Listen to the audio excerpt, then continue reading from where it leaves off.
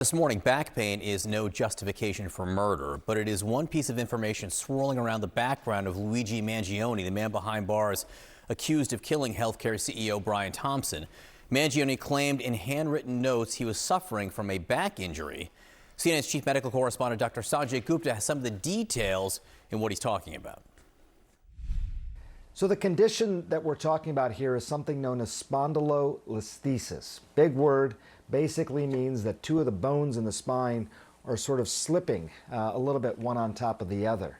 Let me show you on this model of the spine. I don't know why you can see that, but this is the neck area up here, the thoracic spine over here, that's behind your chest, and then this is the lower back or lumbar spine. There's 5 bones here, and this is the 5th bone in the lumbar spine, and this is your tailbone.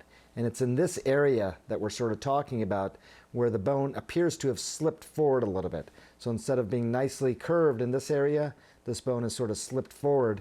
And that's spondylolisthesis. That can cause back pain.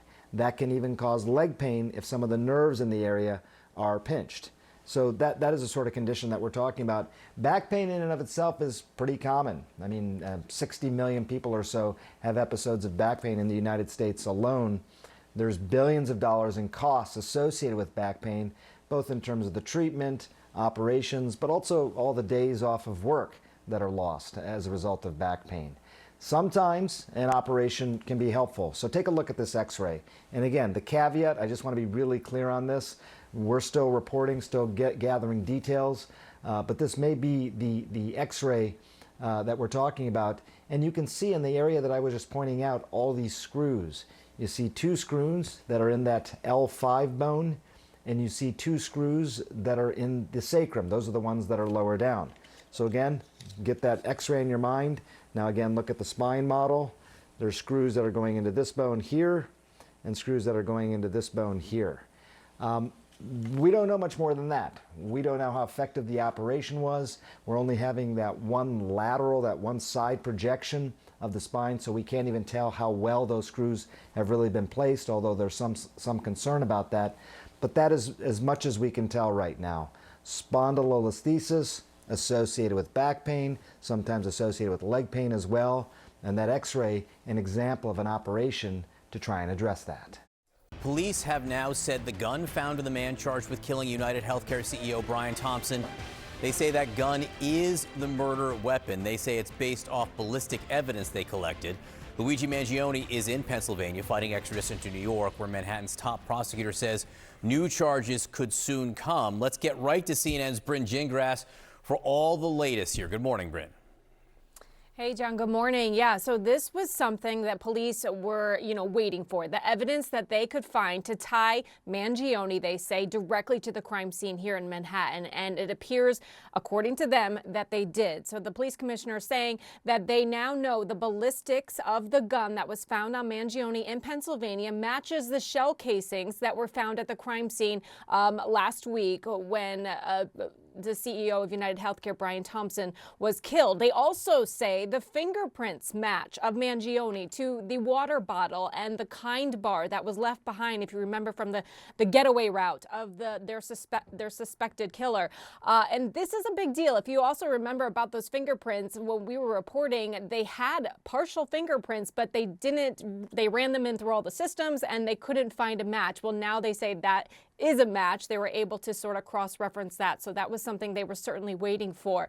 Of course, there's more evidence that investigators have been collecting as they continue to fight this, as the defense continues to fight the extradition of Mangione back to New York. They have all the surveillance video. They have the fake ID that Mangione was carrying that police say he used to check into a hostel on the Upper West Side, and then more of his writings in a spiral notebook about, referencing sort of the killing.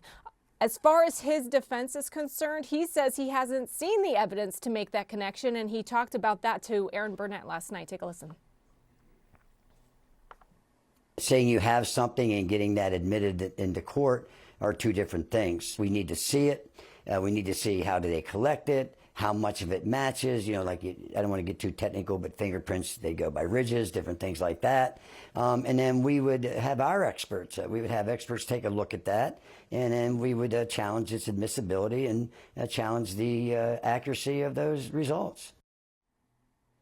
Clearly, you can see from there that he will continue to fight extradition for his client. I have to tell you, sources telling me, you know what, they're not in a rush as they continue to build their case. The top prosecutor here in New York saying that it's possible more charges could be coming. In the meantime, investigators still trying to piece together, John, exactly where Mangione was the days, the weeks, the months prior to this alleged murder. We are now reporting from sources that his mother even said he didn't know where her son was. She reported him missing to the San Francisco PD on November 18th. And at that time, John, she said she didn't believe he was a threat to himself or others.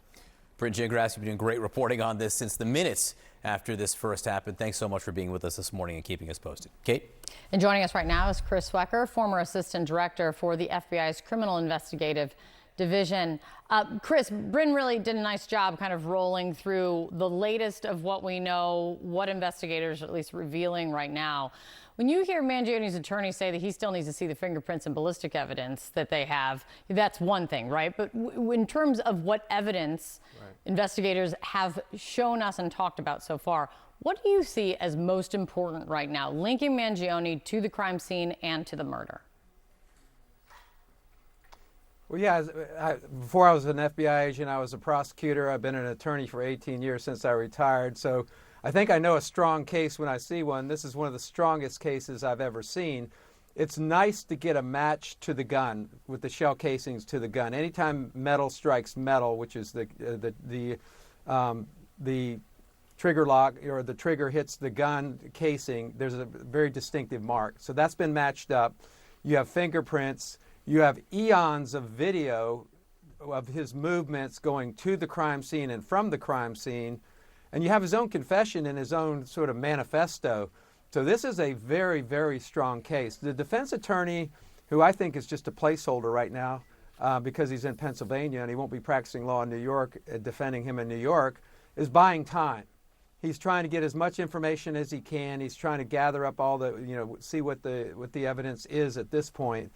But he's only got about 30 days to do that, and he's buying time so that they can get a high-powered firm in New York City. The family has money, and they will get someone other than this attorney in Pennsylvania. But it's a strong case. They're just trying to do what defense attorneys do at this point, at this stage in the proceedings. Yeah, let's talk about motivation or the search for. I mean, you have a spiral notebook that says a lot. You have the loose papers that also say a lot that were found on Mangione when he was picked up. What types of things are investigators looking into still to get the clearest picture possible of this? Yeah, well, first, this is going to be premeditated murder, so motivation is not an element of the offense, but it's good to have, and it's relevant. I think it's relevant to what drives him in terms of his ideology, because it could be that this was an act of domestic terrorism. They're trying to affect social change through violence. So they'll be searching through all his social media, all his writings, they will interview everyone that he's ever known since his childhood to get a good picture, particularly in the last year or so, what kind of drove him to this, just as more of a case study than as an element of the offense itself. So yeah, the FBI in particular, because they're interstate, they've got agents everywhere, are digging up all this information, and it'll become very clear what his motivation was. But I think we have a general sense of it right now. He was a true believer. He sort of self-radicalized himself during a period in his life where he had been laid off from his job. He was in great pain, and he just latched onto this ideology, like the Olympic bomber Eric Rudolph, like the Unabomber, and he felt like this was an act of nobility to go out and kill somebody.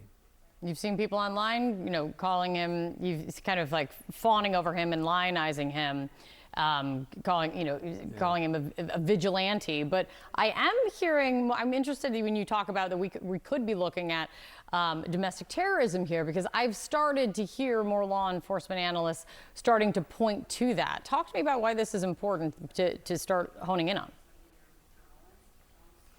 Yeah, but in this case, we still don't know whether there were co-conspirators, who made the gun for him, or did he make it himself? Who was he talking to on the phone? But if it's an act of terrorism, it's something against society as a whole, not just that particular CEO. It makes it more dangerous, more sinister. It invites followers, if you will, which we've seen and you just pointed out. And you don't want to see something like this become viral and have a copycat type killing or a copycat type operation, because for obvious reasons. I mean, this kind of thing, we've seen sort of an underground movement developing, and that in itself is sinister. Yeah, Chris Swecker, it's always good to see you. Thanks for coming in.